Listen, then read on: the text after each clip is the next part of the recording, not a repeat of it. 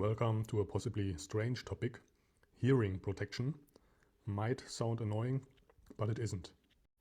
This video will be focused on motorcycling, but it will be helpful for every other purpose too. It will show the different variants of earplugs, their advantages and their risks. It will also explain the SNR number and it will show you some life hacks. When I started motorcycling 20 years ago, I didn't care about quiet helmets or hearing protection at all. Honestly, in the beginning, it just couldn't be loud enough. I still like loud pipes of proper engines, but I can understand every pedestrian who doesn't want to enjoy the 100 decibel of my V4 or V8 next to their ears. So for me, it's clear, protect my own ears and spare the environment as good as possible. If you also want to protect your ears, watch this video. The less decent guys who want to risk being deaf. Being deaf only makes sense when you are married. So you will also have to watch this video. Before we start, first point, I'm not paid for this video by any of the mentioned companies, although someone should definitely pay me for this masterpiece. Second point, all statements are just based on my sometimes painful experience. Things could work differently for you due to your anatomy or whatever. So it's not science-based. I'm no doctor, but you'll be able to comprehend things mentioned in this video easily.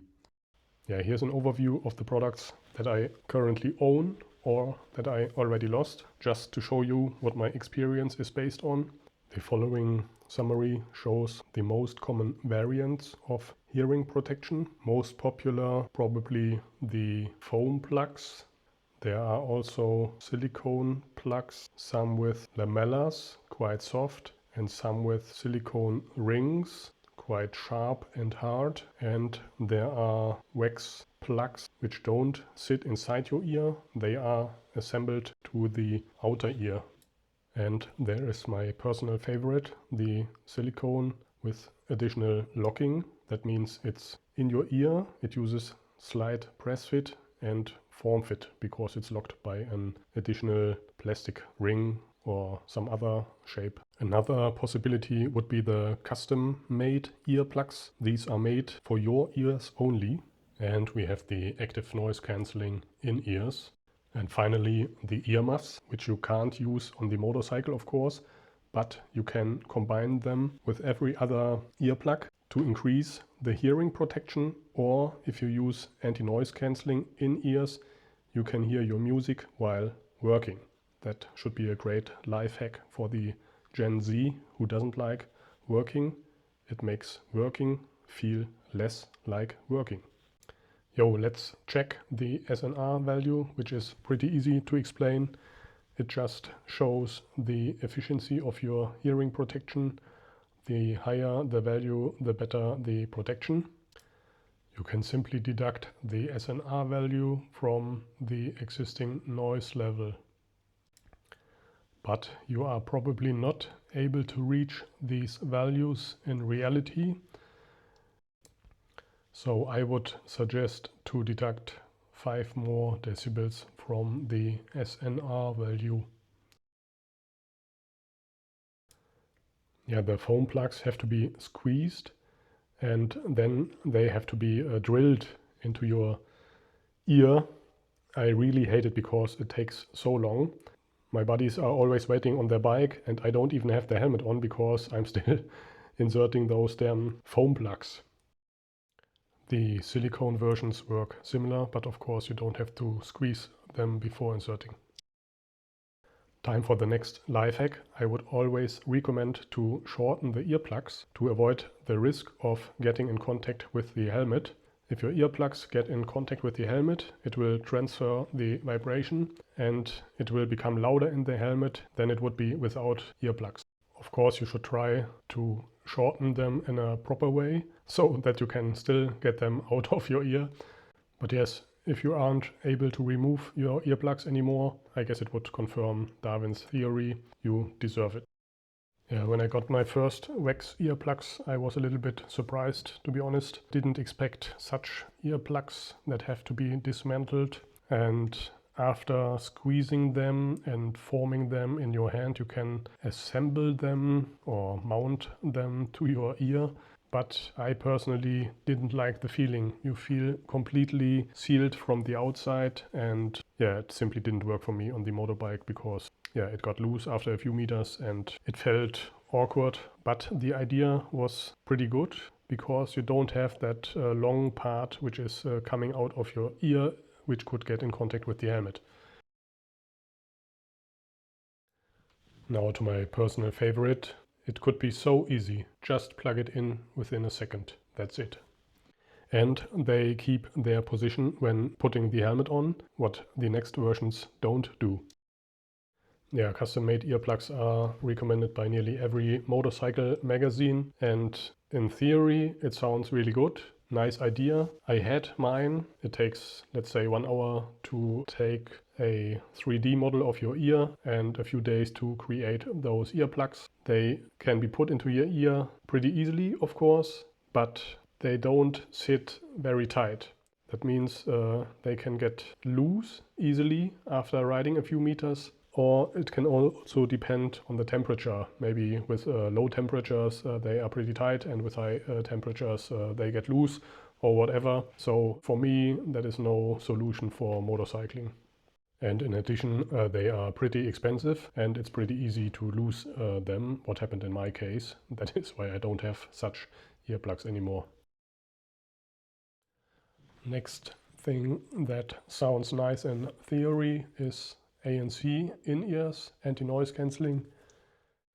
Yeah, it would be great if we could use them for motorcycling, but I guess everybody will have problems because you will lose them. And if you ever wondered what these pipes inside some of the earplugs could be good for, these pipes are designed to allow specific frequencies to reach your ear. That means you could order earplugs that reduce only the wind noise or only the exhaust noise, because these are different frequencies, but I would call it bullshit. That won't happen. You will still hear the exhaust sound in the same level and you will still hear the wind noise in the same level. Maybe you can measure the difference in a lab, but in reality you won't recognize any difference. Yeah, let's come to the risk of using earplugs. You probably thought it would be typical YouTube clickbait, but it isn't. I had to visit my doctor twice because I had some serious issues, which I will explain in this chapter. Yeah, as I said in the beginning, it could be a little bit disgusting. Yeah, nobody likes earwax, but every human has and produces earwax. It has some functionality that you can Google on your own. I won't explain it here. I'll try to explain it in some kind of experiment and you can decide if it makes sense or not. As I said, I'm no doctor, but yeah, I guess it's pretty easy to understand. So let's assume that you are a typical normal human who produces earwax. And what do you think will happen every time that you push that earplug deep into your ear? Every time you use your earplugs, the earwax will be moved backwards and it will be compressed. And one day you will have a ball of earwax inside your ear in the size of a pea. And first time when it happened, I woke up at night and I thought I was deaf. No joke. I didn't hear a thing on the right side and it felt completely strange and I didn't know what happened. So I went to the doctor, he checked my ears and yeah, he sucked out that part of earwax, as I said, in the size of a pea. And yeah, he told me not to use such earplugs, but of course I used those earplugs because I didn't know the alternatives that time. I used only the normal foam plugs. And yeah, today I know the alternatives and that is why I don't use these foam plugs anymore and I don't like the normal silicone plugs due to the same risk, because you are pushing all of them deep into your ear, which has the same effect no matter if it is a foam plug or if it is a silicone earplug. Yeah, finally, the final chapter. It took much longer to edit and create this video than expected, but hopefully it wasn't a waste of time. Yeah, let's check the summary. Yeah, regarding the noise reduction, the foam earplugs are probably the best. All the other versions are also quite good, but they can't reach the high levels of reduction because they don't use that pressure inside your ear, which is caused by the foam, and most of them don't get as deep inside in your ear as the foam plugs.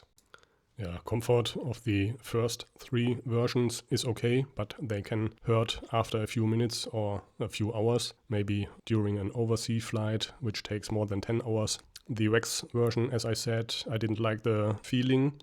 Yeah, the silicone plus locking version is working nearly perfectly regarding comfort, because after a few minutes you will forget that you are wearing earplugs. The custom earplugs are similar, but yeah, since they can get loose, they will start shaking or moving slightly inside your ear, and you will recognize that during walking, for example. Still very good, but not perfect.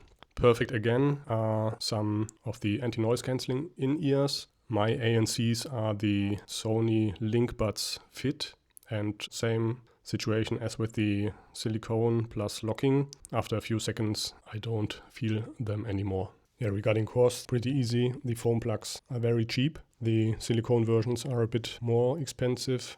Same with the wax version. The silicone plus locking, like the Alpine Tune or Loop, whatever version, they are a little bit more expensive. And yeah, the custom earplugs, of course, are pretty expensive. And the ANCs are also very expensive. Probably the same level as the custom earplugs, but at least you get some extra value. You can hear your music or whatever via Bluetooth. Reusability.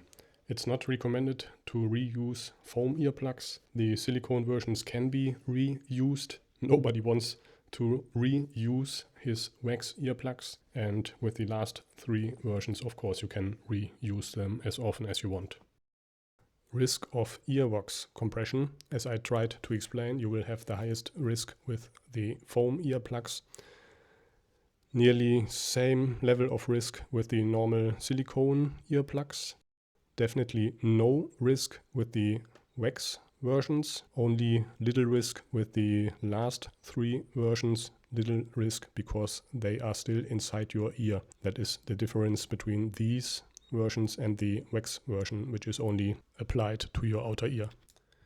Inserting time. The foam plugs will need some time until you have found the final position. It's a bit better with the silicone versions, and it is a nightmare with the wax version. Dismantling those things, applying them to your ear, it doesn't make any sense during a motorcycle trip. And the last versions work perfectly regarding inserting time. Normally you only need 1 or 2 seconds to insert them into your ear. Last question, do they stay put? The foam plugs definitely stay put if you hammered them correctly into your ear. If you didn't, they will also move. The silicone versions also stay put.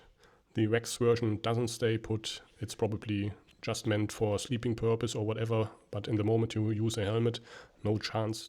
The locked silicone version, they stay put, but they could sit a little bit more tight in your ear, or at least in my ear. With a better fit, this would be definitely the perfect solution for me. Combined with a higher noise reduction, that would be a no-brainer. Yeah, the custom earplugs, as I said, probably they won't sit very tight in your ear. And the anti-noise cancelling in-ears, they will fall out of your ear during putting on the helmet or after removing the helmet, which can also be very sad because maybe you lose those expensive things. That's it for now regarding hearing protection. Thanks for watching. Let me know your favorites or recommendation in the comments. Bye bye, take care.